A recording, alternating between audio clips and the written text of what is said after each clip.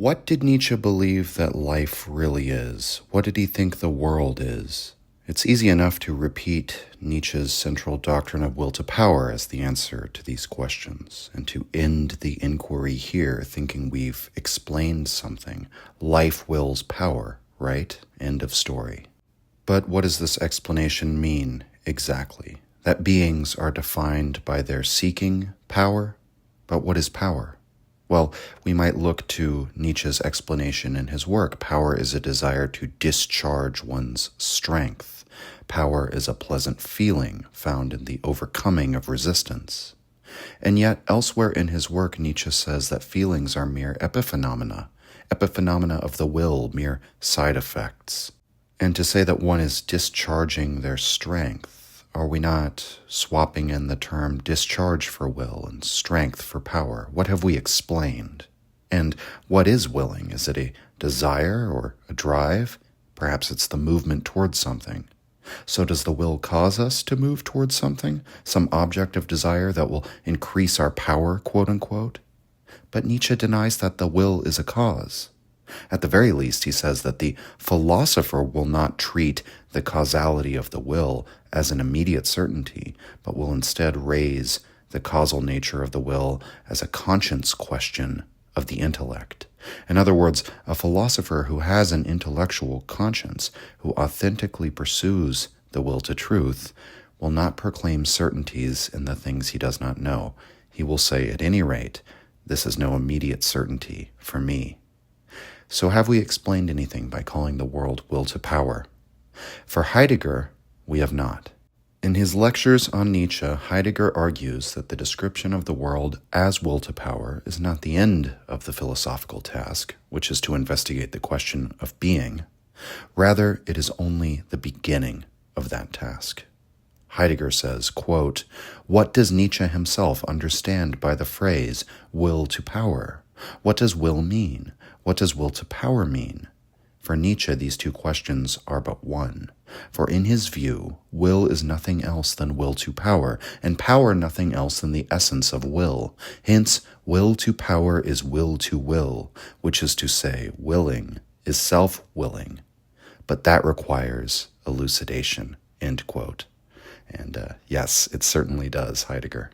In his lectures, Heidegger draws on some material from Nietzsche about the will that receives considerably less attention, especially among those who will glibly say, well, life is will to power, as if Nietzsche asserted that behind every phenomenon, there's will to power, in the sense of there being one thing behind everything, in the manner of a monistic philosopher like Schopenhauer. Heidegger draws attention to the many statements of Nietzsche that do not simplify the world by reducing it to will to power, but rather complicate the notion of will. As Nietzsche writes in Beyond Good and Evil, quote, "Above all else, willing seems to me something complicated, something that is a unity only as a word, and precisely in this one word a popular prejudice lurks, which has prevailed over the always meager caution of philosophers." End quote. Or see Twilight of Idols, quote, "Today we know that it, i.e. the will, is merely a word," end quote. Or a third example from Thus Spoke Zarathustra, quote, "I laugh at your free will and your unfree one too. What you call will is to me an illusion. There is no will," end quote. There is no will. How can Nietzsche, who describes the world as will to power, say there is no will? We've discussed this before on the podcast, most recently in the read-through of The Gay Science in the sections critical of Schopenhauer's will to live. These statements of Nietzsche's, Heidegger argues, should be seen as his rejection of the simplification of the will that comes to us through German idealism. As Heidegger says, for Schopenhauer, the will was the simplest and best-known thing in the world. It is the operating principle behind all life. The will, for Schopenhauer, drives toward a definitive end, to live, to exist, which means roughly the same thing in all cases, to continue one's existence in whatever form that might be, even in this indeterminate description of Schopenhauer's will, and that the form of existence, or what existence means exactly, might change from subject to subject, But ultimately, whatever existence means for each type of being, the will means a will to continue. It means the will to continue one's existence, to endure, to persist, to go on willing. And Schopenhauer discovers this as the operating principle of all life by looking within himself to what is nearest at hand in his experience. What is the fundamental character of everything that goes on within the phenomena of the world? Schopenhauer has access to only one of these phenomena, the phenomenon called Schopenhauer, which gives him an insight into the inner content of himself and thus the inner content of all phenomena in the world. Schopenhauer says it is all will. Nietzsche describes Schopenhauer's philosophy as a laundering of primordial prejudices into the world of philosophy, insofar as man in former times attributed every action, every happening in nature to a god. Every event was the result of the will of a god. Or in Christian times, God with a capital G. Either way, we could understand this as the conscious intention of a personal being. That's what we originally meant by a will. But this is what Schopenhauer sees as descriptive of everything that exists. Certainly the will is revealed in the conscious intention of Schopenhauer, but Schopenhauer's will could even apply to inanimate objects or to forces such as gravity. In this way, Schopenhauer draws upon the concept conatus, which comes to us from classical philosophy and reappears most strongly in the Enlightenment in the philosophy of Spinoza. Every thing, every being wills to exist, and that applies as much to human beings and to animals as it does to plants and rocks. And so it's by analogy to the conscious intentionality of a personal being to continue to survive that Schopenhauer therefore grounds the existence of every phenomenon, every non-personal phenomenon, and thus returns us, in Nietzsche's view, to the most ancient popular prejudice since time immemorial. All things are full of gods. In light of this, Heidegger rejects the idea that Nietzsche's will to power simply takes the will to live and redirects its goal to power. Those two words, to power, are not a concrete description of what will is aimed at, with the will understood as this monistic force behind everything.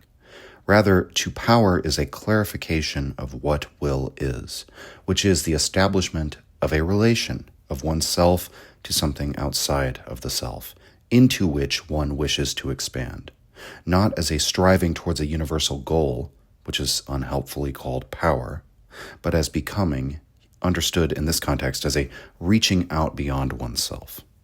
Even this formulation threatens to collapse, it seems, because is not becoming here understood as self-overcoming or perhaps self-mastery, something like that. Isn't that yet another imposition of a universal goal? Well, only if we consider the content of becoming, the content of self-overcoming, to have a universal referent, which it does not have, not in the same way that will to exist always refers to a will to continue. The will to power could take any form necessitated by the one who wills, such that we can't even make any absolute statements about what constitutes power without reference to the one who wills or what is willed. The character of overcoming is established, again, not as a universal, but as a relation. And so Nietzsche interrogates the nature of Schopenhauer's will, which simplifies the world, by appealing to the simplicity of willing as a concept. And instead, Nietzsche proposes that willing includes many aspects, some of which are non-equivalent, some of which may even be contradictory with one another. Heidegger writes, quote, Nietzsche is convinced that Schopenhauer's fundamental error is his belief that there is such a thing as pure willing, a willing that becomes purer as what is willed is left more and more indeterminate, and the one who wills left more and more decisively out of the picture, end quote. So again, the necessity for the particularity of who is willing and what is willed in order to have a clear picture of the will. The inability to abstract a general form of the will to power, therefore. Nietzsche describes willing a number of ways, or rather, he elucidates a number of parts or aspects of willing. He says it could be called a passion, a desire, or an affect. Willing also involves a moving towards and a moving away from. It involves muscular sensations. It involves stimulus and agitation. It involves thought and interpretation. All of these things are called will at various different times in Nietzsche's work, and therefore Nietzsche argues that the will, far from being one thing, is a complex, and whichever aspect of willing is operative, whichever is definitive in a given case, can never be an absolute statement about what all willing quote-unquote is. Further down, Heidegger puts a fine point on it, quote, "There is no willing in general," end quote. This confusion is why Nietzsche's relativism is often misunderstood, and I think that it has in large part to do with the fact that relativism itself is misunderstood. It's often presented by the more naive critics of relativism that, relativism is really just a form of subjectivism. It's really what they're answering, that they're trying to go after the claim that it's just a matter of subjective preference, whether something is true or good or valuable, when in fact that's not actually the claim at all. And I think by diving deeper into Heidegger's interpretation of will to power, we'll have a more complete understanding of what relativism really implies. What the will is in a given case, what the will refers to, and what power is, what that term refers to, that is not established absolutely, it's established relatively. It is by its very nature a relation. That's also why will to power always involves an element of interpretation, not pure truth, whatever that might mean, if anything. Will to power always signifies a determination that has been made, a judgment, a preference, and thus an interpretation of life. What will to power indicates depends just as much on the type of being making that judgment as it does on what is judged. And this is why the reductive description of will to power as indicative of beings seeking power, or however it is often put, falls apart for Heidegger. Heidegger argues, therefore, that Nietzsche's task was to change the definition of will itself, not just the goal of the will, from will to live to will to power, but to change the very definition of what willing is. Heidegger writes, quote, "The expression will to power does not mean that, in accord with the usual view, will is a kind of desiring that has power as its goal rather than happiness and pleasure. True, in many passages Nietzsche speaks in that fashion in order to make himself provisionally understood, but when he makes will's goal power instead of happiness, pleasure, or the unhinging of the will, he changes not only the goal of the will, but the essential definition of will itself. In the strict sense of the Nietzschean conception of will, power can never be pre-established as will's goal, as though power were something that could first be posited outside the will.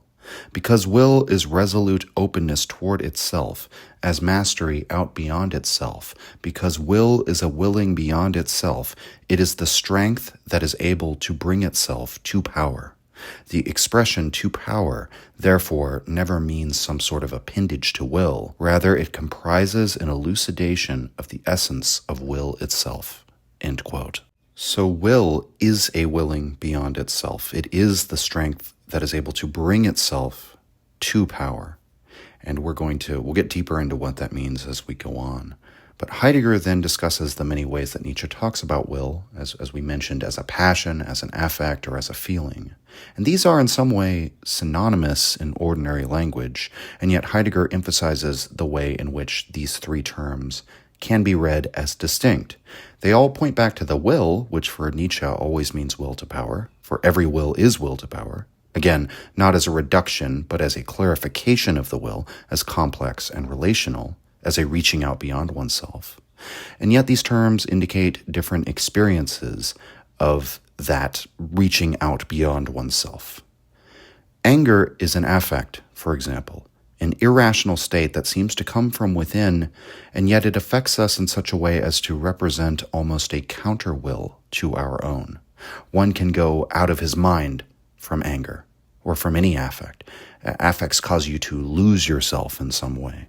And so in that sense, anger takes you beyond yourself, right? Isn't that sort of the definition of willing? But it takes you beyond yourself in a way that, for most people is not in accord, at least with their will as conscious intention, right? The will as we normally call it. That's why the term counter-will might be very helpful. And yet Nietzsche refers to affects as a configuration of the will. So how could that be? If, oftentimes many people have had this experience where you might have some sort of laid out plan or idea of what you want to do, but some affect, some feeling takes hold of you and you lose yourself, and it might actually cause you to do something counter to your conscious goal. So counter to your will. So how are we supposed to understand this? And things get even more complicated when we consider an emotion like hate. I mean, normally we would pair hate and anger, but it's very important to distinguish them. Hate is not an affect. It doesn't come over you the way that anger does. It doesn't take hold of you suddenly and become master. Hate is more like a passion. It's something that burns long and steadily. It can come out in short bursts, but it doesn't blow over like anger, even though, it might moderate its intensity over time. So it's a passion, not just because it's momentary, but because the entire experience of hate is of a different kind than the experience of anger. It's not a sudden being carried beyond oneself. It's more of a character trait. And in fact, we could say that about all passions, couldn't we? That they're almost a part of who you are. And so they're almost something akin to a virtue. I mean, most people wouldn't say that hate is a virtue, but you could have, love is also a passion. We'll look at the other side. You might even say that love is a virtue and hate is a vice. But here I'm really using virtue as something like, a trait or a quality that you have. That's more akin to what a passion is. Even if the passion isn't itself the virtue, maybe it's the thing that makes you strive after a virtue. Or, in the case of hate, maybe after a vice. And so there's this distinction between affects and passions, which we can see between anger and hate. But even if we make that distinction, we could say they're both feelings. They're both subjective emotional experiences. We might say maybe that's the way in which an affect or a passion breaches into the conscious life. The feeling is a symptom of a passion or an affect. Feelings then are the epiphenomena, the side effects of the will to power, as mentioned. That's the way Nietzsche often talks about them. The pleasure of fulfilling a drive is not the aim of the will for Nietzsche. Even though willing is a pleasant feeling, as Nietzsche notes. The feeling that either an affect or a passion causes us to subjectively experience therefore points to the will to power, but without clarifying anything about it, if we simply remain on the level of feeling. To locate the will in a feeling would be to point to a symptom, to a semblance, and whereas, with the phenomenological method, to understand the semblance, we have to investigate what it announces. Heidegger therefore looks to passion and affect as explanatory and draws a distinction not merely based on how long these states of mind endure, but whether they draw one out of himself or gather oneself together. In that way, the affect is like a counter-will, as we said, because by driving you out of your mind or making you lose yourself, the affect opposes your supposed self-mastery. It temporarily takes hold and becomes the master itself. And so in that way, it's still willing because will pushes you out beyond yourself. But it's as though like a force alien to your own being is operative. Whereas a passion is something which coheres with one's essential being, as Heidegger puts it. And true enough, you don't come to a passion by arbitrary decision. A passion can be nurtured or it can be suppressed. But in order to do either of those things, one must already have the basis of that passion within themselves.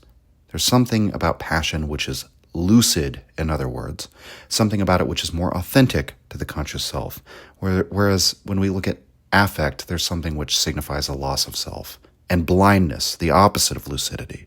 And to complicate matters further, all of this is called will in Nietzsche's philosophy. So it is clear that will does not refer to even a single type of activity within ourselves. It doesn't refer to a single state of mind, or simply to what we could reduce to a striving or drive. Because the will does not necessarily take the form of striving. To be seized by an affect, like sudden anger, can actually impede you from what you're striving for. Heidegger therefore compares and contrasts a handful of emotional states, distinguishing passions from affects, and then comes to some conclusions about the essential differences between them and then what this tells us about Nietzsche's will to power. Quote, "Hate is never blind. It is perspicuous. Only anger is blind. Love is never blind. It is perspicuous, only infatuation is blind, fickle, and susceptible. An affect, not a passion. To passion belongs a reaching out and opening up of oneself. Such reaching out even occurs in hate, since the hated one is pursued everywhere relentlessly. But such reaching out in passion does not simply lift us up and away beyond ourselves. It gathers our essential being to its proper ground.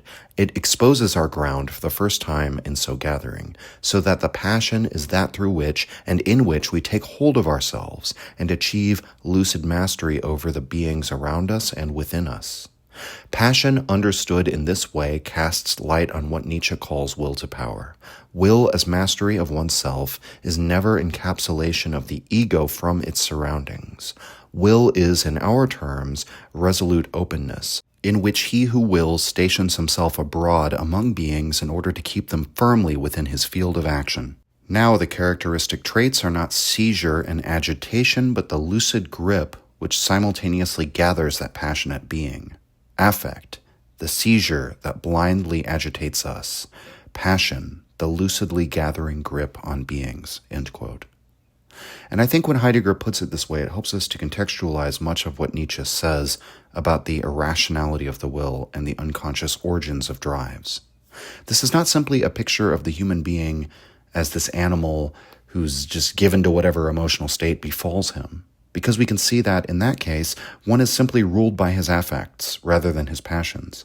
And while these feelings might sometimes be useful, we can see how a self that's constantly pushed out beyond itself in this way would sort of disperse. And that's why we call such people who are driven by, for example, hedonistic whims, dissolute. And when we read Heidegger's description of passion as a gathering of the self, one cannot help but think of Goethe and how Nietzsche wrote of Goethe as a man of passion and a man who organized his passion and took command of himself. And we can see from Heidegger's account of passion that in some sense, those statements about Goethe are like, it's almost tautological. Passion is an organizing force, in fact. It is, as I said before, like a virtue in that it becomes woven into the fabric of yourself and becomes something you own, something you identify with. Passion is taking command of yourself. So in Goethe, we see the noble man in Nietzsche's view because he is a passionate man, which does not mean ruled by his affects, because that would be the opposite of being passionate. Passion is organizing. Now, we could draw any number of conclusions about this, about which way of life is authentic or inauthentic. But Heidegger's point here, again, is not so much ethical as, as always, it's metaphysical. The point is the multiplicity of the will's appearances, the fact that when we look within, as Schopenhauer did, we philosophers of the future see not will as one thing, as this monistic substance or monistic force aimed at power, as this absolute pre-established idea. Rather, we see something complicated, indicated by a series of symptoms that could be related or not, or, they're almost certainly related, but we might say identical or non-identical. We perceive non-identical emotions or non-identical states of mind, inner stirrings, compulsions, judgments, even conscious thoughts and intentions, all of which can be said to be the will, but all of which signify something different. And so Heidegger writes, quote, "From such passages we clearly see how unconcerned Nietzsche is about a unified, solidly grounded presentation of his teaching. We realize that he is only getting underway, that he is resolutely open. His task is not a matter of indifference to him, neither is it of only supplemental interest.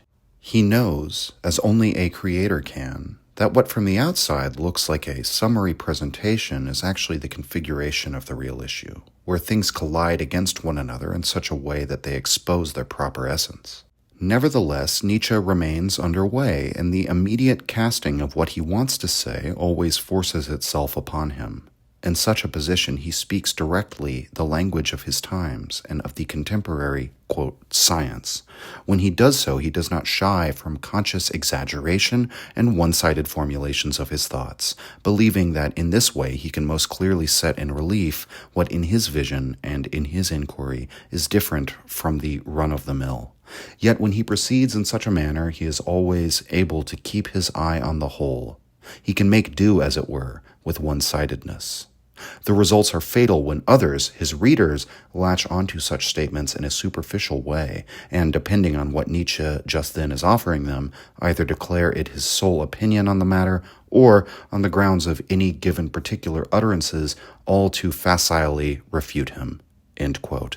And that last point that Heidegger makes, which I have made many times, I think it can't be emphasized enough. I always try and put forward the fact that Nietzsche comes down on both sides of many issues, not because he is incapable of picking a side, but because Nietzsche, his perspective is more broad, his perspective is more complex in that way. And I think this is not unique to Nietzsche, it's simply a mark of the philosophical mind, or maybe it's something he takes from Protagoras. Remember, Protagoras said that there were always at least two sides or two truths in every issue. And there are many who want to use Nietzsche to simply quote mine, cherry pick some well-written phrase that supports whatever it is they already believe.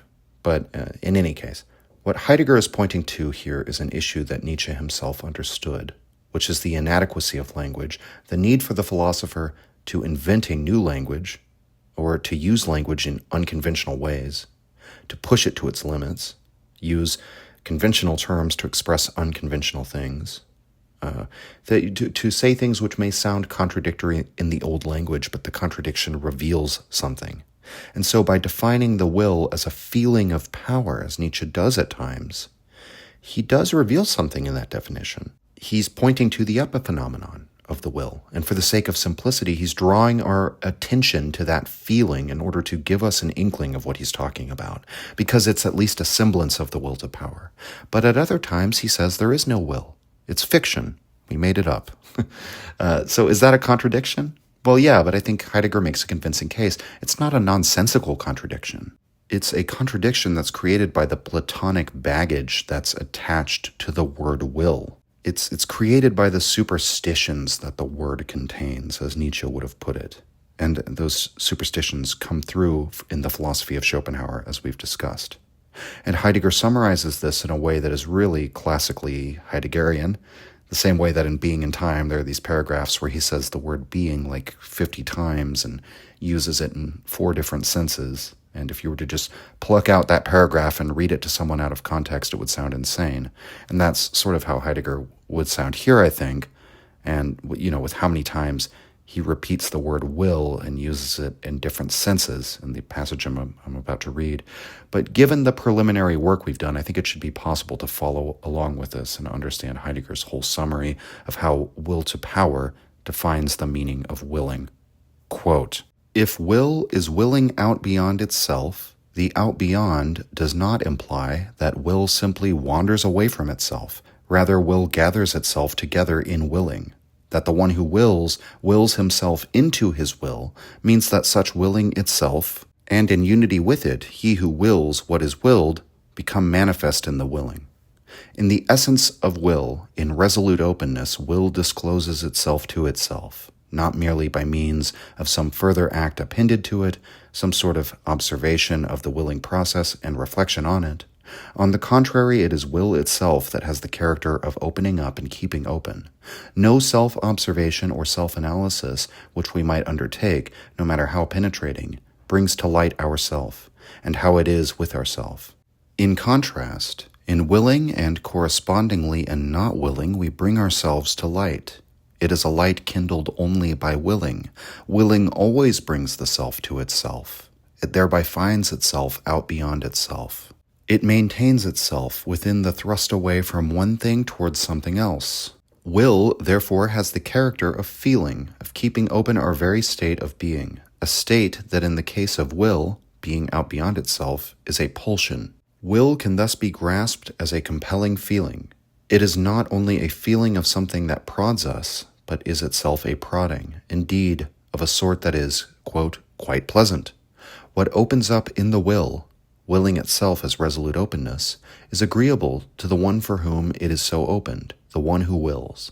In willing we come toward ourselves as the ones we properly are, Only in will do we capture ourselves in our most proper essential being.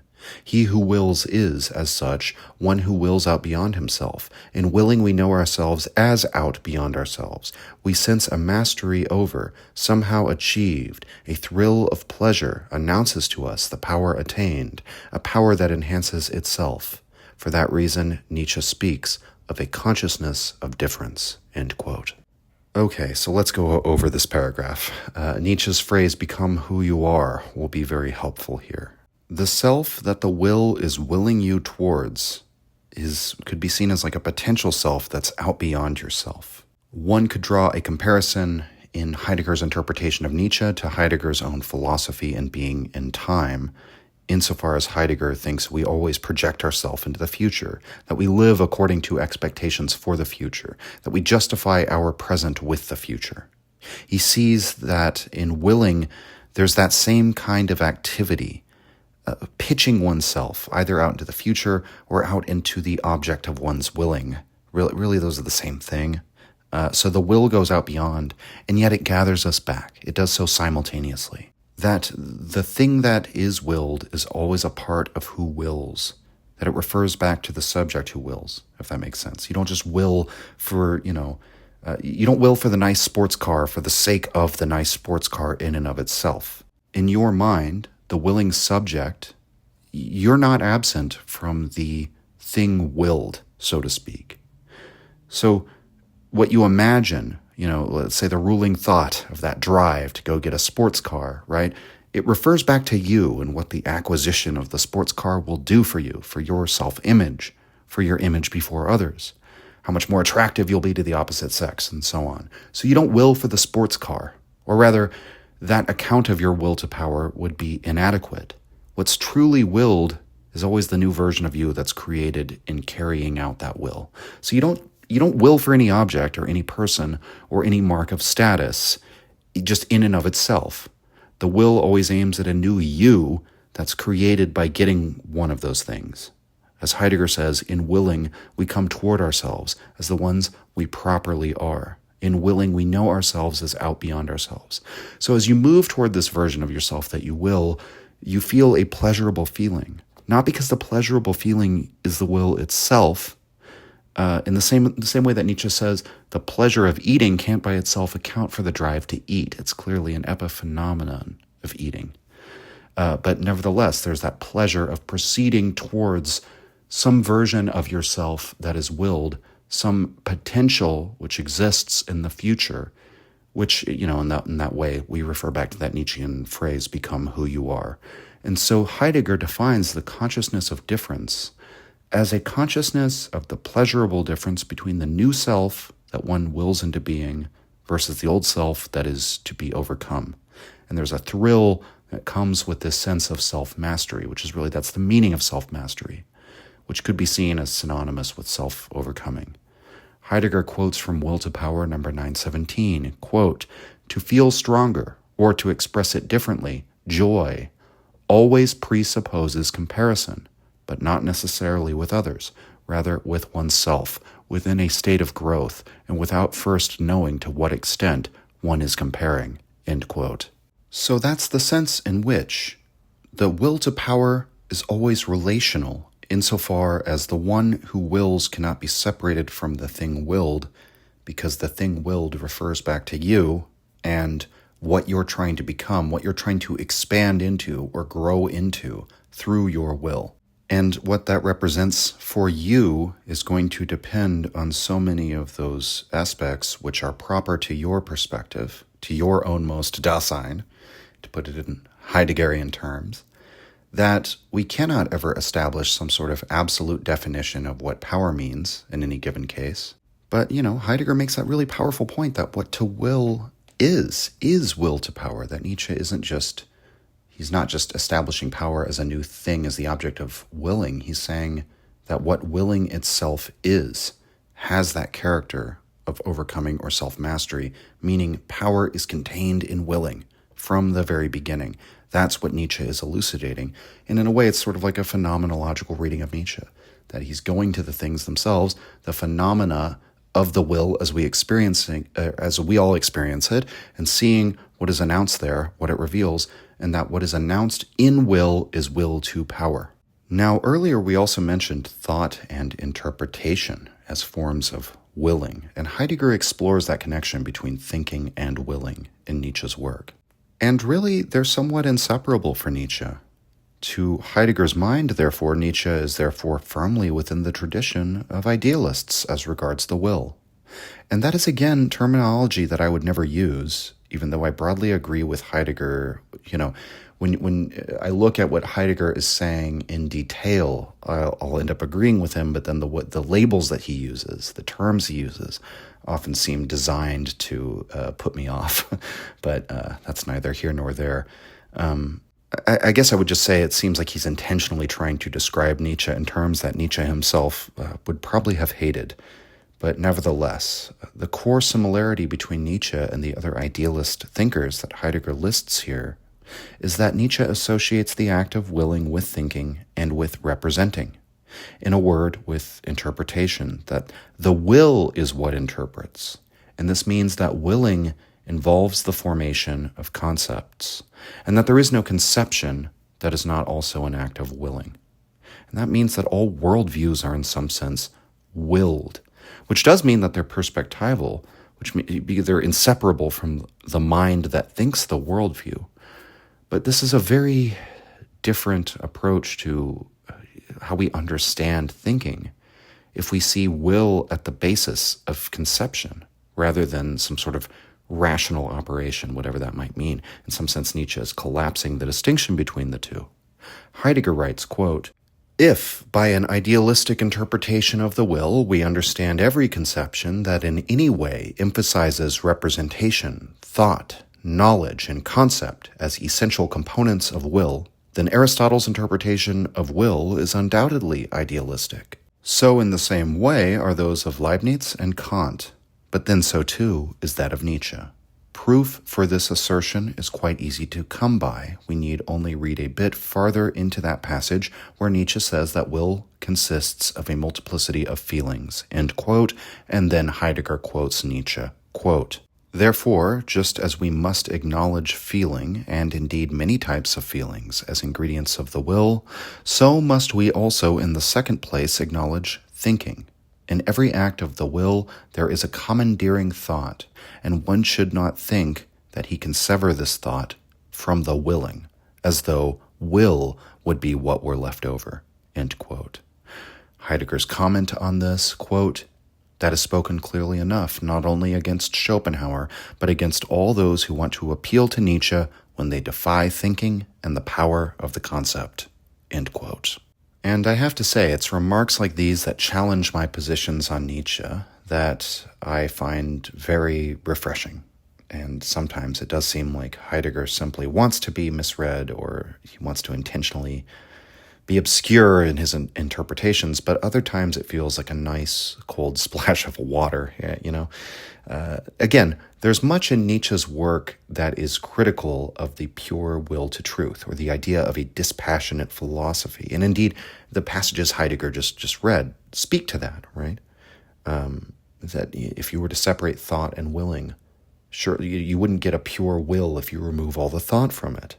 But it works the other way around too. If you remove all the willing from thinking, you wouldn't just get pure thought, right? That's one of the repeated themes in Beyond Good and Evil. And so Nietzsche does. He attacks the theoretical approach to life. He attacks the idea of determining values and ordering a society according to dispassionate, rational thinking. And at times Nietzsche says the conceptual world is a surface and sign world. Something that reveals that something is revealed in the conceptual, but it also conceals even more, which is very interesting to think of in light of Heidegger's phenomenological approach.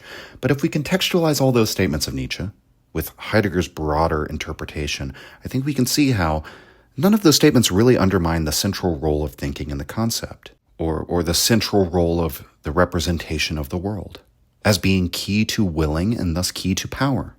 That's the interpretive power of the will, the picture that the will represents to itself in order to organize it's pushing out beyond itself.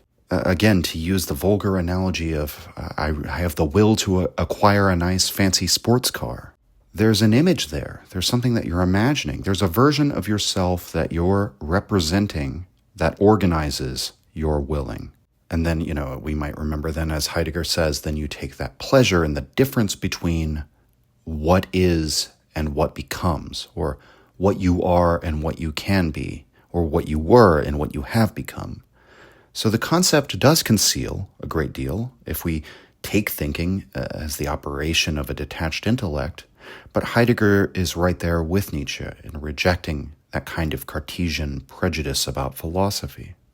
And both of them would agree that many more philosophers than Descartes implicitly believed what Descartes made explicit, which is that their intellect operates as though, it can hold that view from nowhere, as if it can operate separately from your body, or, in the case of Kant, investigate eternal truths, come up with a interpretation of the world that's independent of your personal interest or your perspective. And funnily enough, that's actually exactly what the will to power does, by the way. It deceives in that way. It runs astray in that way. It commits errors. But in their short-sightedness, these philosophers, perhaps ironically, they run past philosophy's true guiding questions, and therefore they never find the thing that they're looking for, right? It's one of Nietzsche's great ironies that the dogmatists who seek absolute and eternal truths are the ones least suited to find truth.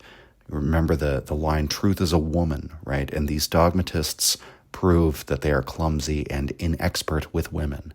Whereas the one who knows what truth is, that truth is something represented to themselves as an act of willing and thinking that represents their own perspective, their own thrownness, their own way of being in the world, or rather, it represents from that perspective. Well, the person who understands these things actually has a chance of finding truth. And with a little artfulness, with the artfulness inherent in the will to power, he can make it an eternal truth. He can even do that. He can eternalize it. Even better than the dogmatist can, ironically. And as we go on with these lectures, we'll get into that topic a little bit more. But Heidegger attempts to sum up the essence of power as understood in the context of will to power, which will be very important. What content does the appendage of to power, quote unquote, what does that attribute to the will? What content does that attribute? Heidegger writes, quote, "Every willing is a willing to be more. Power itself only is inasmuch as, and so long as, it remains a willing to be more power. As soon as such will disappears, power is no longer power, even if it still holds in subjection what it has overmastered. In will, as willing to be more, as will to power, enhancement and heightening are essentially implied, for only by means of perpetual heightening can what is elevated be held aloft. Only a more powerful heightening can counter the tendency to sink back. Simply holding on to the position already attained will not do, because the inevitable consequence is ultimate exhaustion." End quote. We've discussed this before in the podcast about ascending versus descending life and the sort of the myth of stasis. And Heidegger brings up why that would be. So we see in this sense how will to power reflects becoming in a way that will to live does not.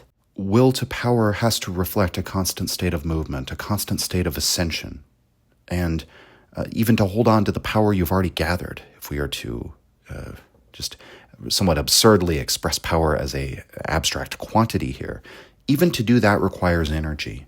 It requires power, in other words.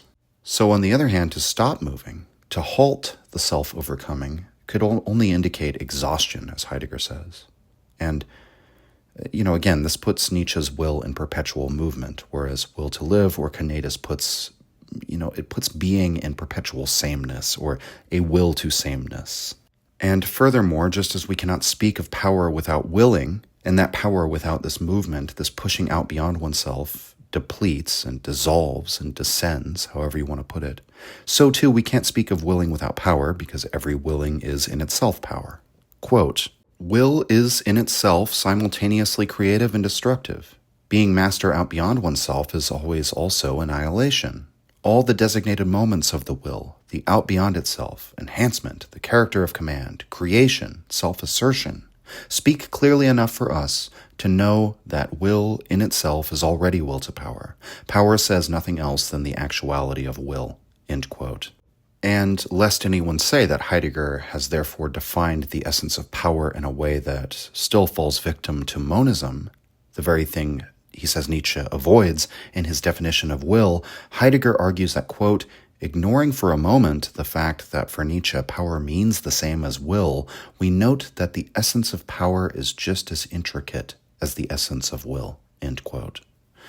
So Heidegger notes that the Greek concepts of dynamis, which is force, the ability to be effective, to work and effect in the world, is power for Nietzsche. But so is energeia, which is to say, being the force at work, being empowered. And power is also entelekea, the making actual of one's potential. As Heidegger puts it, quote, to find and assert itself in the circumscribed simplicity of its essence, end quote. So willing is power, power is willing, but both concepts refer to something multiple, which are nevertheless synonymous and disclose the same essence, even as they are non-identical. So Heidegger complicates will, he complicates power, he makes them the same, and yet they can be described in these different terms. They both refer to complexes. And as for what this essence is, this same essence, right? As we've said, it's multiple and moving and relational, and as such, all the statements we can make about it are relative. But Heidegger says that we can get an indication for what that essence of the will to power is if we consider it from the standpoint of Nietzsche's comments on art, which he says reveal the deep relationship between art and the will to power.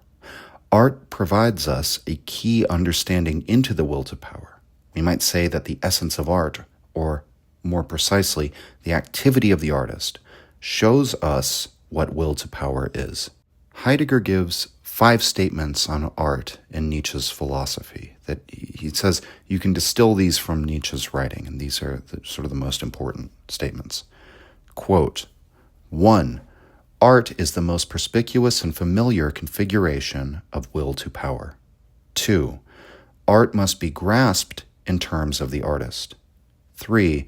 According to the expanded concept of artist, art is the basic occurrence of all beings, to the extent that beings are self-creating and created. 4. Art is the distinctive counter-movement to nihilism. 5. Art is worth more than, quote, the truth, end quote.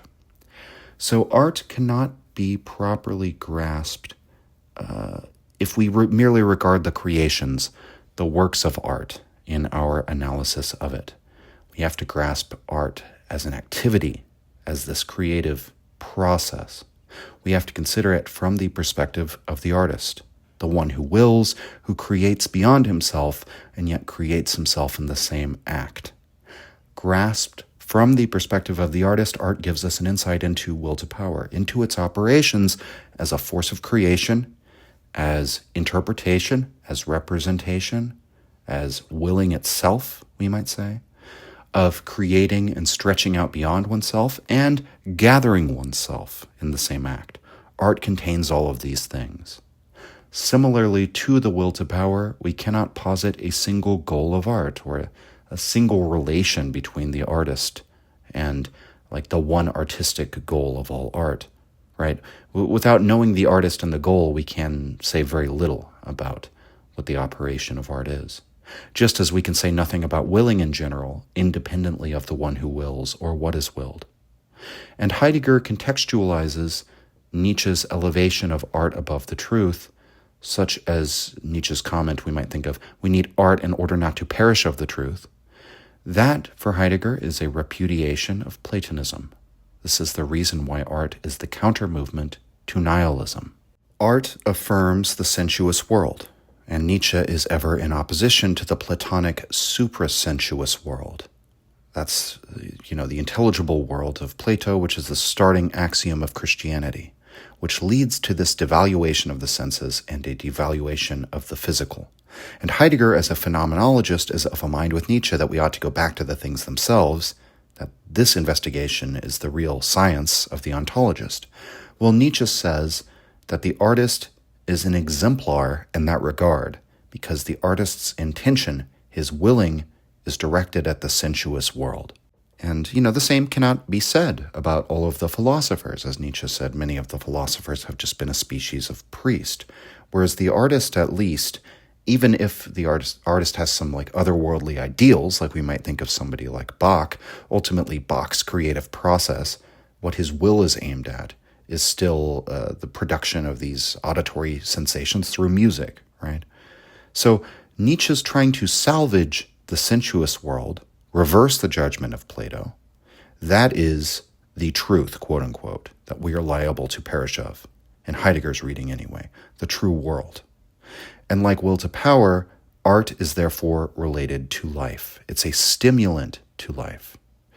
Contrary to many other theorists in the history of aesthetics, Nietzsche's evaluation of art considers it from the perspective of art's activity, of art's power, of, again, the creative process, and how it invigorates the artist as the one who experiences the work of art, brings it into being, and feels himself pushed out beyond himself and recreated anew as the author of his great work, or whatever the case may be.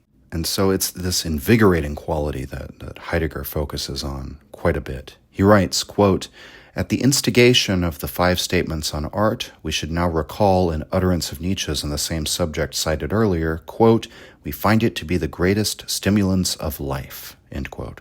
Earlier, the statement served only as an example of Nietzsche's procedure of reversal, in this case, the reversal of Schopenhauer's sedative. Now we must grasp the statement in terms of its most proper content.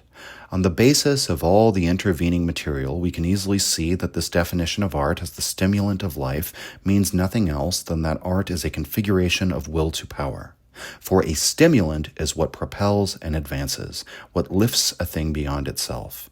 It is increase of power, and thus power pure and simple, which is to say will to power.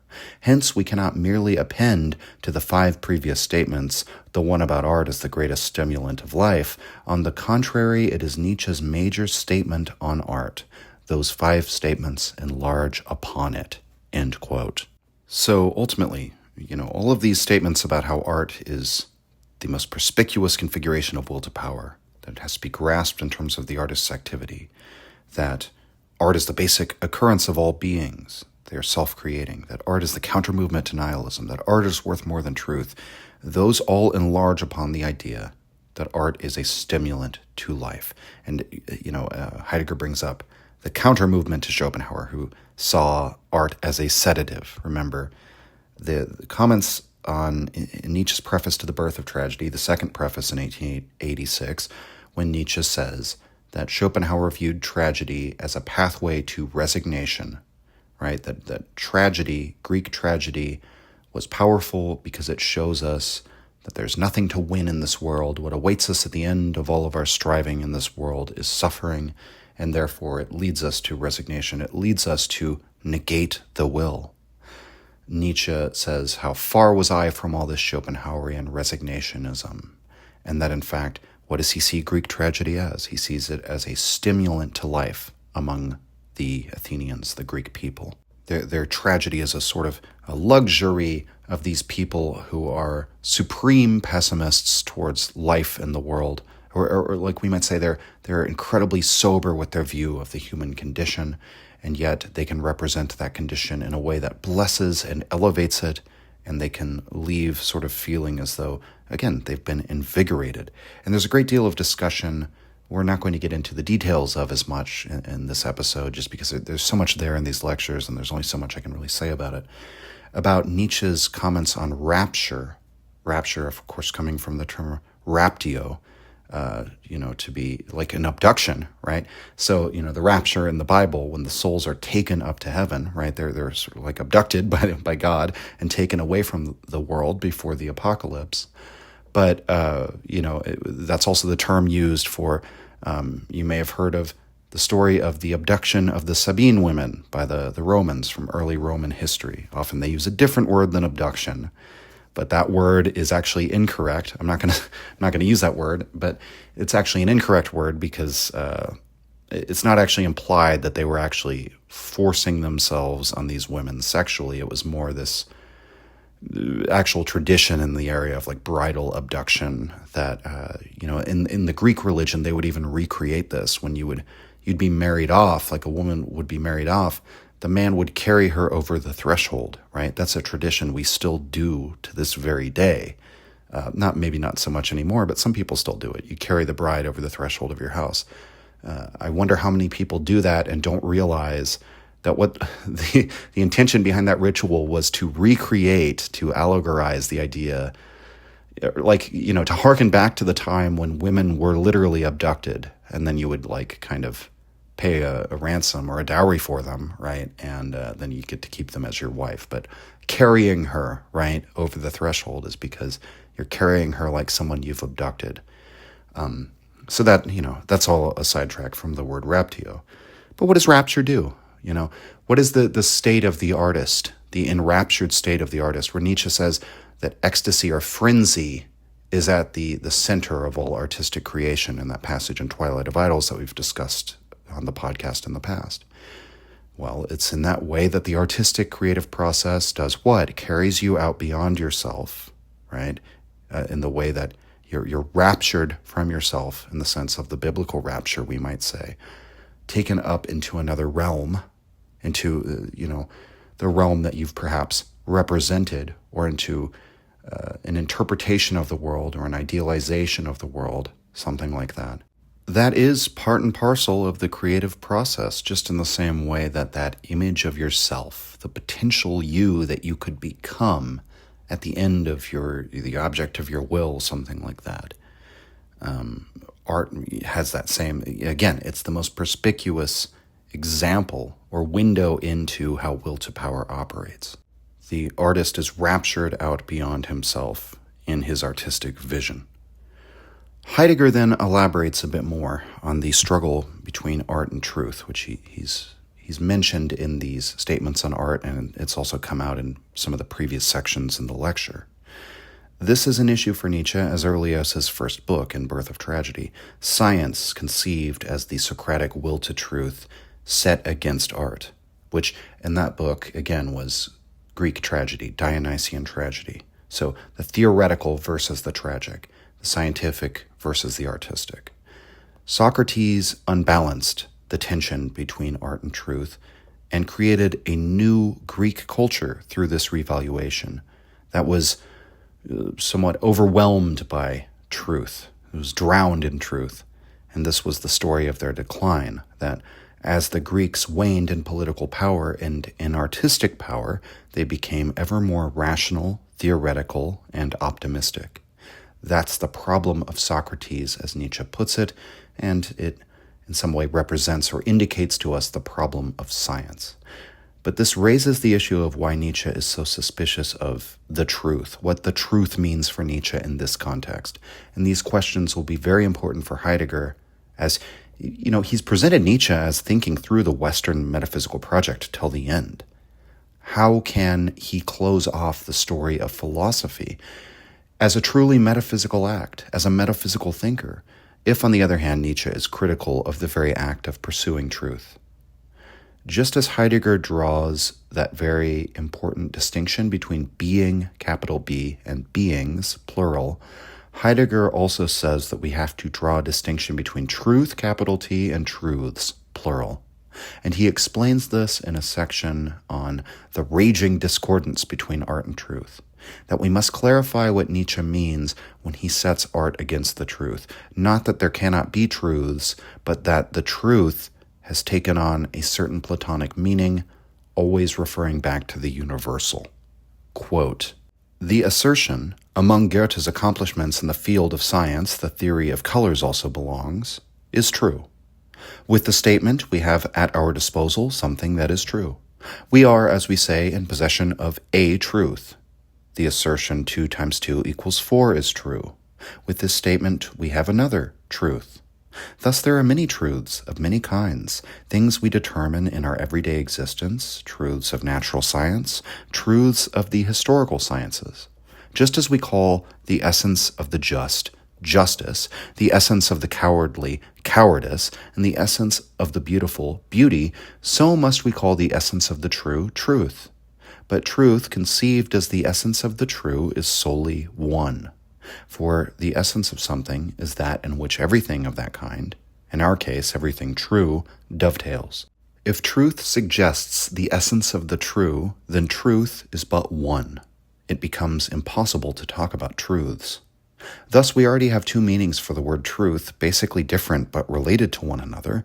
If the word truth is meant in the sense which admits of no multiplicity, it names the essence of the true. On the contrary, if we take the word in the sense where a plurality is meant, then the word truth means not the essence of the true, but any given truth as such. Because being true may be asserted of every true statement as such, an abbreviated form of thought and speech can also call what is true itself a truth. But what is meant here is something true. Something true now is simply called truth. The name truth is, in an essential sense, ambiguous. Truth means the one essence and also the many which satisfy the essence. Language itself has a peculiar predilection for that sort of ambiguity. We therefore encounter it early on and constantly." End quote. So Heidegger, I think, interjects a very helpful interpretation of Nietzsche's critique of the will to truth, insofar as when we articulate that we value, quote, the truth, we end up using language that refers to that abstraction, and I mean that in the proper sense, right? In the way Heidegger's talking about it, like that every individual truth, we abstract from that some quality that is then a universal. We literally like take it out, right? We abstract it and generalize it. And so when we say we value the truth, we're referring to that abstraction. But that the truth, right? What does that mean? That doesn't refer to any particular truth. It doesn't refer to any particular thing or statement that is true, any particular being that is true. It refers to the essence or the quality of being true. And if we take that to be the object of our will, then the object of our will becomes a single thing that actually invalidates the possibility of speaking of multiple truths. This reduces the truth to that one thing, this one essence, which cannot refer to any particular truth. And so on the one hand, it denies perspective, but on the other hand, you could say truth as such doesn't offer us any truths, right? It's only in the particular that we actually get any of those truths. It's only in relation to specific things, questions, statements, inquiries, that we could have something like truth. We never get it, quote unquote, in the abstract. We never obtain that, whatever that would mean. And Heidegger says, if we take the traditional perspective of Western metaphysics, their view on truth, which resembles this one, which is hostile to relativism, it actually closes us off from the decisive question of philosophy. And so he sees something valuable in Nietzsche's attack on that universal essence of truth as part of that destruction of the previous metaphysics. The fact that truth might in fact be changeable is a possibility closed off by the universality and inexhaustibility of truth, truth seen as eternal. For example, the way that truth is determined, the way that the truths relate to the essence of truth might, differ in different contexts. We might think of like what constitutes evidence in a scientific laboratory experiment or what constitutes evidence in a courtroom. Evidence does have that general abstracted meaning, but it would be odd if someone said that I have the will to evidence, right? The evidence, it's an indeterminate phrase unless we know not just the specific claim that's trying to be proved, but what kind of operation we're doing. Is it scientific? If so, what kind of science? Is it mathematical? Is it, a legal case? What constitutes evidence is going to be different depending on what situation we're in. And so too with truth. There have been all these theories of how we define truth. You could define it as a correspondence between the statement and the physical world. And in many contexts, that might work, right? But to establish that definition universally as an absolute closes off other possibilities for truths which could be no less valid, no less true, so to speak. And so the way that we determine truth is never already pre-established. And, we can see throughout history that some of the ways that people determine truth that they used to rest their faith in, appear obviously incorrect to us now.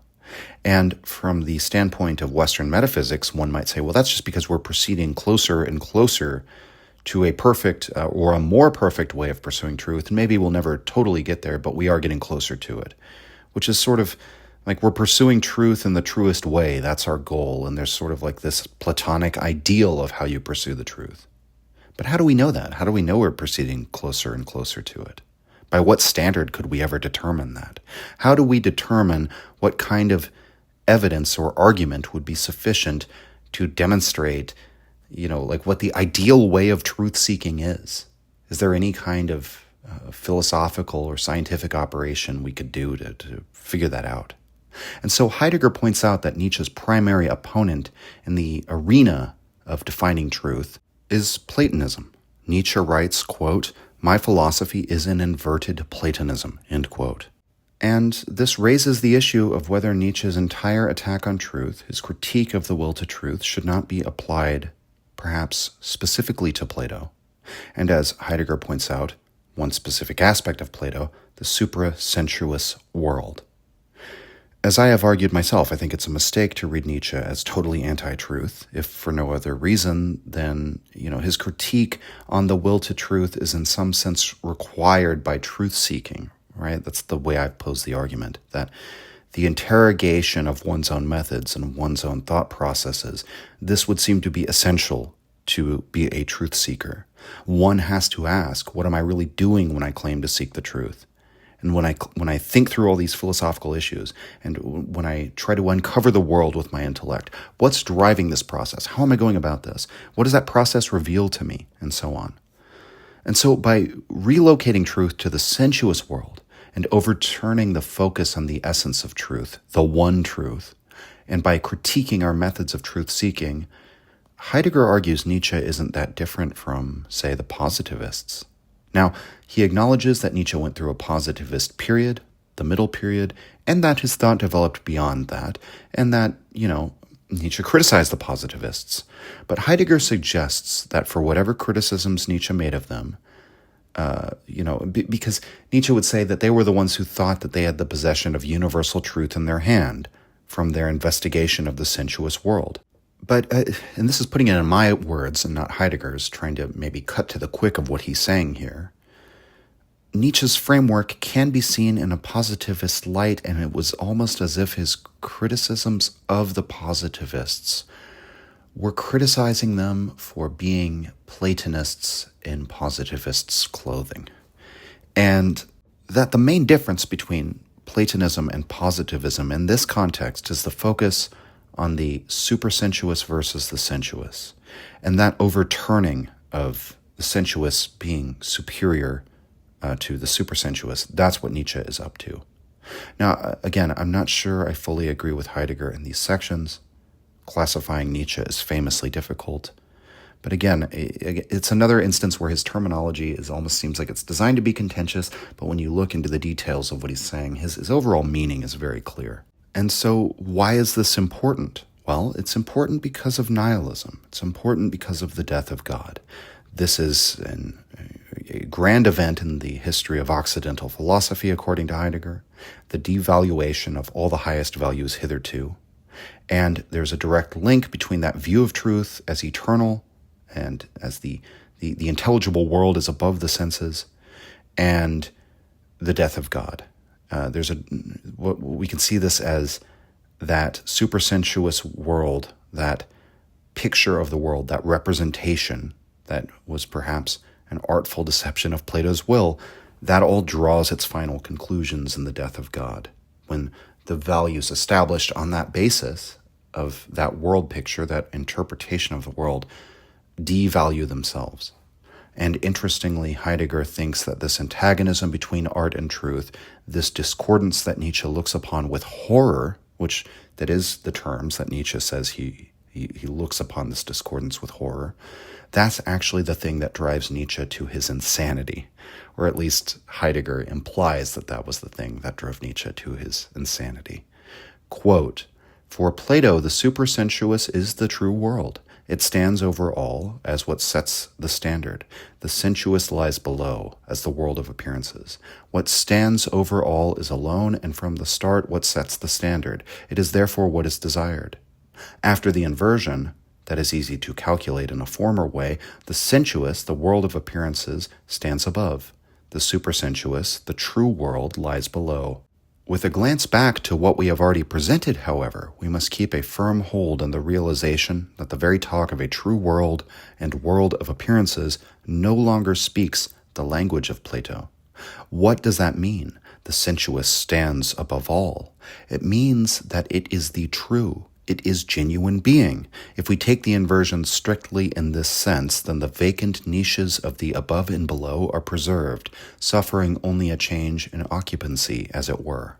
But as long as the above and below define the formal structure of Platonism, Platonism in its essence perdures. The inversion does not achieve what it must as an overcoming of nihilism, namely, an overcoming of Platonism in its very foundations. Such overcoming succeeds only when the above in general is set aside as such, when the former positing of something true and desirable no longer arises, when the true world, in the sense of the ideal, is expunged. What happens when the true world is expunged? Does the apparent world still remain? No. For the apparent world can be what it is only as a counterpart of the true. If the true world collapses, so must the world of appearances. Only then is Platonism overcome, which is to say, inverted in such a way that philosophical thinking twists free of it. But then where does such thinking wind up? During the time that the overturning of Platonism became for Nietzsche a twisting free of it, madness befell him. Heretofore, no one at all has recognized this reversal as Nietzsche's final step. Neither has anyone perceived that the step is clearly taken only in his final creative year." End quote.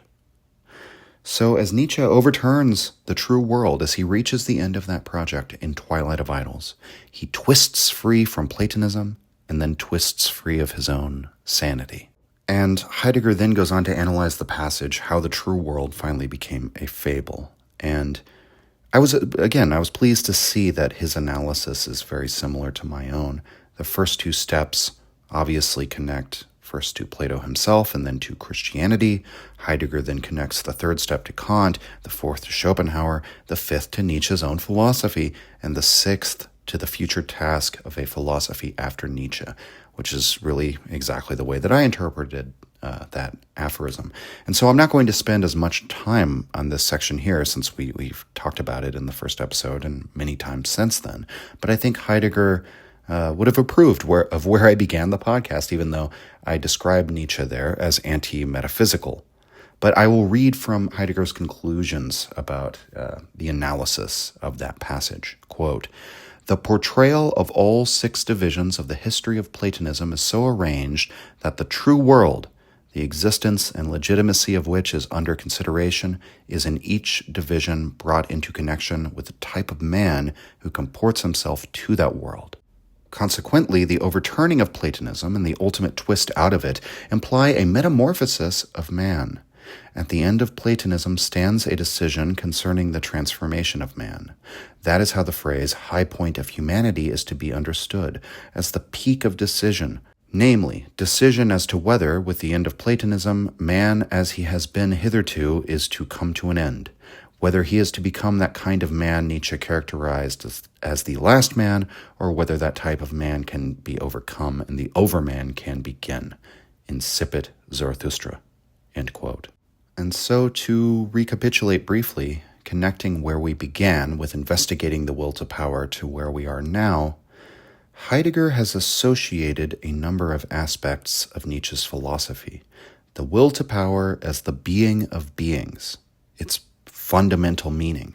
Heidegger then describes how in Nietzsche the structure of willing and the meaning of power are essentially the same, and that this is what is designated by the term life. Will to power, that is what it means to be a being in the world. for Nietzsche. And the best way we can understand the meaning of that explanation is through the example of the artist. And this reveals the way in which will to power does not just will, but interprets, represents, and creates.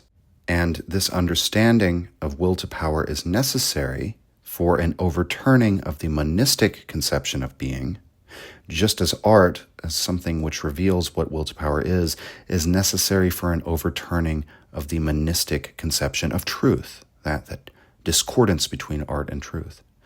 And Nietzsche's concern then is with what type of person is created by different conceptions of being, or different conceptions of truth. I mean, really, these are related terms here.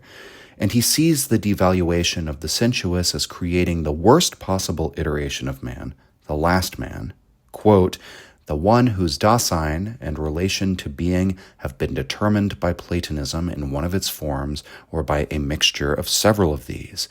The last man is the necessary consequence of unsubdued nihilism, end quote. And what does that mean in terms of will to power? It means that the devaluation of the senses, of the world, of being, frankly, if being is phenomenon, that's produced a man who no longer reaches out beyond himself, or no longer has the, we might say that all living is willing to some extent, and thus all, willing involves some degree of reaching out beyond yourself, but that the last man's willing is as exhausted as possible, as minimal as possible. His willing is deficient. He no longer gathers himself by willing outside of himself. He attempts merely to maintain himself, which, as Heidegger brought up before, doesn't actually maintain anything. It's just slow death. And so by making life the character of being and making art the stimulant to life and a creative force of life, the representation of that, Nietzsche sets this otherworldly truth as the existential threat to life. And he attempts this revaluation by abolishing the true world. But in Heidegger's view, to refer back to that passage earlier, this all ends in madness, because to truly invert Platonism, he has to shake himself free of being itself. But becoming needs being. In order for there to be anything that is changed or overcome, in order for the thing that it becomes to actually be a product of the overcoming, if that makes sense. Like we need fixity in order to comprehend change. In order to say this changed into that, you're still presupposing something fixed when you say this and that. So we need some kind of anchor for the sensuous world.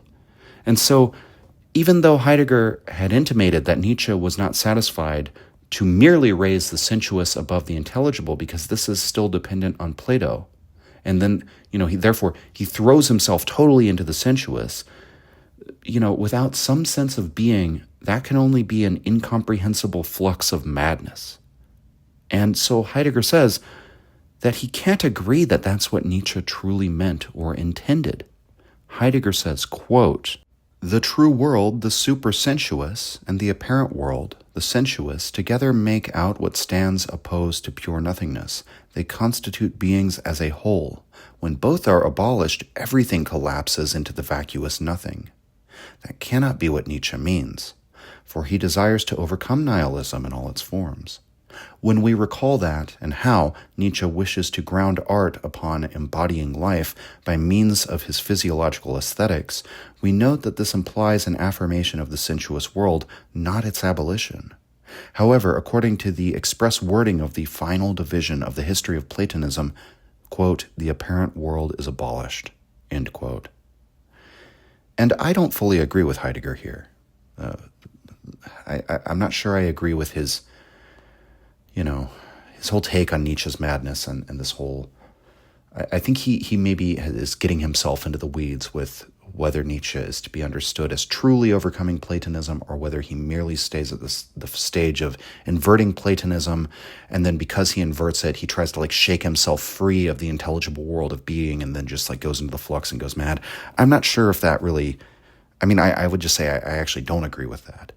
But the way he summarizes all of this and the way that Heidegger puts forward his own ideas of how to proceed after Nietzsche, I think are very informative for understanding, more of Heidegger's thought, which, that's an important part of this whole series. It is interesting to learn things about Nietzsche through Heidegger's reading, but the way Heidegger kind of puts the summary or puts a cap on everything he said about his interpretation of Nietzsche's will to power as art is very elucidating about Heidegger himself. And so Heidegger concludes, quote, "What is needed is neither abolition of the sensuous nor abolition of the non-sensuous. On the contrary, what must be cast aside is the misinterpretation, the deprecation of the sensuous, as well as the extravagant elevation of the supersensuous. A path must be cleared for a new interpretation of the sensuous on the basis of a new hierarchy of the sensuous and non-sensuous. The new hierarchy does not simply wish to reverse matters within the old structural order, now reverencing the sensuous and scorning the non-sensuous. It does not wish to put what was at the very bottom on the very top. A new hierarchy and new valuation means that the ordering structure must be changed. To that extent, overturning Platonism must become a twisting free of it. How far the latter extends with Nietzsche, how far it can go, to what extent it comes to an overcoming of Platonism and to what extent not, those are necessary critical questions, but they should be posed only when we have reflected in accordance with the thought that Nietzsche most intrinsically willed, beyond everything captious, ambiguous, and deficient which we might very easily ascribe to him here." End quote. And so, to Heidegger's credit, he leaves the question open. To what extent did Nietzsche's attempt to overturn Platonism proceed into madness? How far can this overturning go? That's something we should continue to investigate ourselves, rather than simply accepting some easy judgment on the matter. Because for Heidegger, this is really, it's the decisive thing. Where do we go from here? Did Nietzsche's overturning point the way forward? Do we need to reconsider it in some ways? And I want to conclude by looking at Heidegger's final remarks, not on Nietzsche's or his interpretation on Nietzsche, but on where we go from here. And this is where Heidegger would say Nietzsche's project in defining being as will to power bears fruit. And I would say I find agreement with Heidegger on this point also, because he essentially concludes that where we go from here is perspectivism. Heidegger writes, quote, "With a view to the basic constitution of living things, Nietzsche says, quote, the essential aspect of organic beings is a new manifold, which is itself an occurrence," end quote. "The living creature possesses the character of a perspectival preview which circumscribes a line of horizon about him, within whose scope something can come forward into appearance for him at all. Now, in the organic, there is a multiplicity of drives and forces, each of which has its perspective. The manifold of perspectives distinguishes the organic from the inorganic, yet even the latter has its perspective. It is just that in the inorganic, in attraction and repulsion, the power relations are clearly fixed. The mechanistic representation of inanimate nature is only a hypothesis for purposes of calculation. It overlooks the fact that here too relations of forces and concatenations of perspectives hold sway. Every point of force per se is perspectival. As a result, it becomes manifest that there is no inorganic world. Everything real is alive, is perspectival in itself, and asserts itself in its perspective against others. On that basis, we can understand Nietzsche's note from the years 1886 to 87, end quote, and obviously he quotes Nietzsche here, quote, "Fundamental question, whether the perspectival is proper to the being and is not only a form of observation, a relation between different beings. Do the various forces stand in relation so that the relation is tied to a perceptual optics? That would be possible if all being were essentially something which perceives," end quote. And it's worth noting Nietzsche capitalizes being there. So finishing out with Heidegger, quote, "We would not have to go far to find proof to show that this conception of beings is precisely that of Leibniz, except that Nietzsche eliminates the latter's theological metaphysics, i.e. his Platonism. All being is in itself perspectival, perceptual, and that means, in the sense now delineated, sensuous. The sensuous is no longer the apparent, no longer the penumbra. It alone is what is real, hence true, and what becomes of semblance. Semblance itself is proper to the essence of the real. We can readily see that in the perspectival character of the actual." End quote. And that summarizes it very well. This is perhaps the metaphysical reason why art and will to power are so tightly related. The perspectival, perceptual nature of art more accurately reflects the means by which truths are ascertained than the theoretical, abstract mode of thinking represented by science.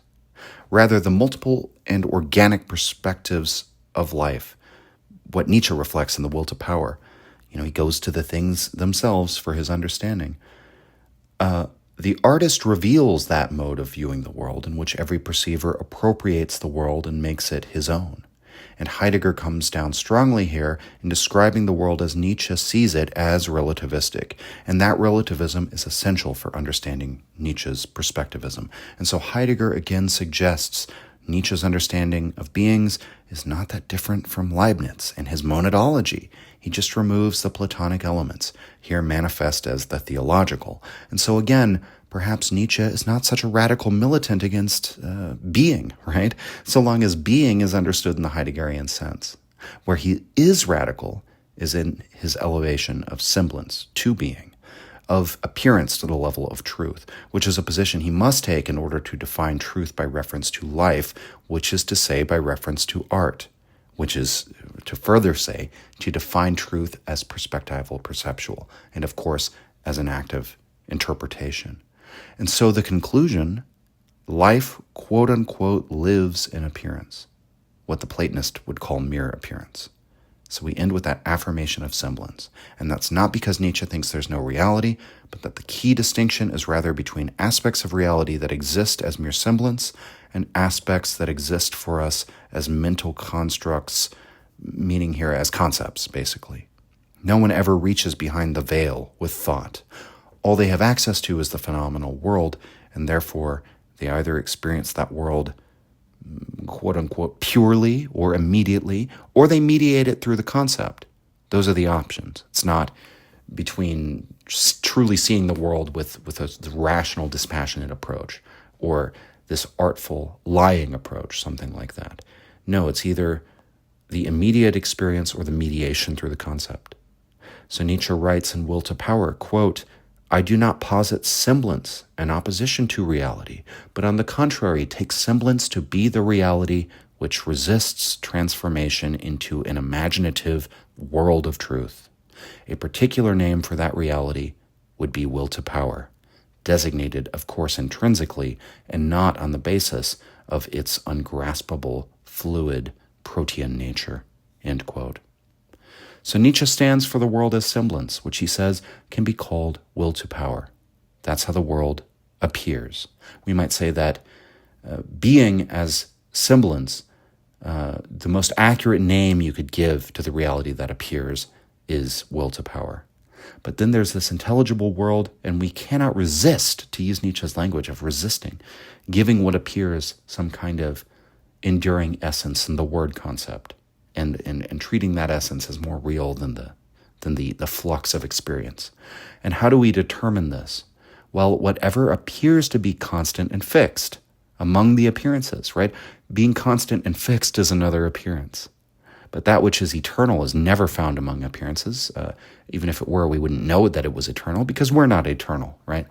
And so Heidegger's comments on this, I think, are rather brilliant. And he brings to light the profound meaning of one of Nietzsche's notes.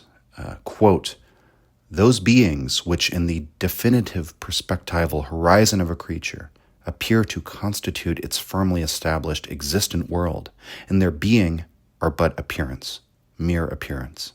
Man's logic serves to make what he encounters identical, constant, ascertainable.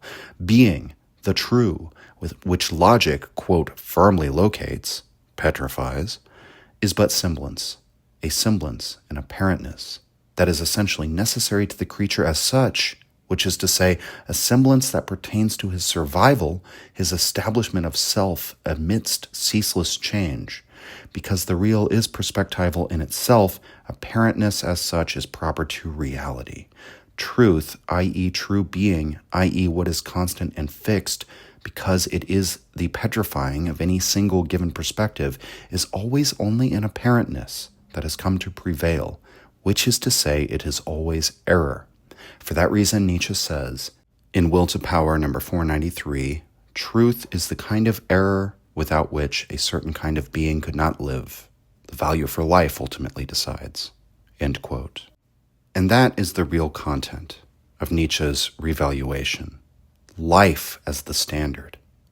But remember what we've defined life as, will to power. And will to power is now seen through the perspective of the artist as art. So it is not enough to say, for example, that truth serves life for Nietzsche. That phrase is too indeterminate. Truth, in fact, is life, insofar as the will to truth is an expression of will to power, as a form of willing. And truths, seen as perspectival perceptual truths, are one of the aims of will to power. And so too is truth with a capital T, Platonic truth. That was, at one time, an artistic revaluation of the world in accord with Plato's will. And it was a powerful ordering of the metaphysical world, even if, both Heidegger and Nietzsche would argue that it was fundamentally an error.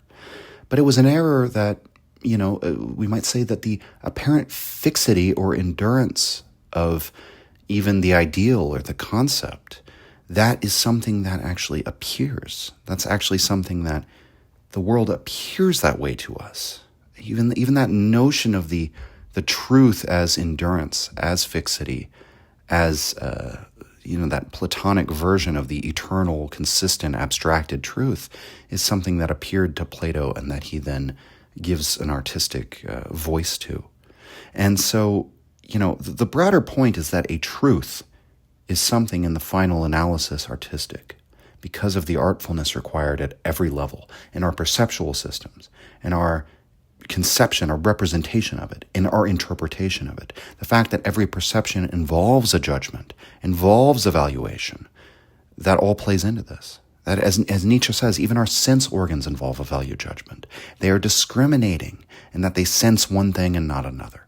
And that's simply another way of saying that every aspect of determining truth is itself determined by will to power. So none of these things can be separated. Truth and knowledge can't be removed from art and semblance.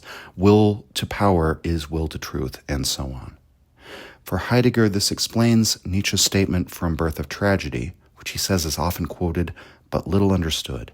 Nietzsche says that the task that he set out upon in his first book was, quote, to see science under the optics of the artist, but art under the optics of life, end quote. Heidegger concludes, quote, to see science under the optics of the artist means to estimate it according to its creative force, neither according to its immediate utility, nor in terms of some vacuous, quote, eternal significance. But creation itself is to be estimated according to the originality with which it penetrates to being, neither as the mere achievement of an individual nor for the entertainment of the many. Being able to estimate, to esteem, that is, to act in accordance with the standard of being, is itself creation of the highest order, for it is preparation of readiness for the gods. It is the yes to being. Overman is the man who grounds being anew in the rigor of knowledge and in the grand style of creation. End quote. And that's all for this week, everybody. It's been been an amazing couple of episodes, and yes, we have a third episode on Heidegger coming next time, because we've opened up some questions now in this analysis of will to power as art. We've opened up this question of truth as an error, and we've opened up this question of the art against the truth and the implications of all of this. And so next time we're going to return to talk about another angle to will to power, the will to power as knowledge and metaphysics.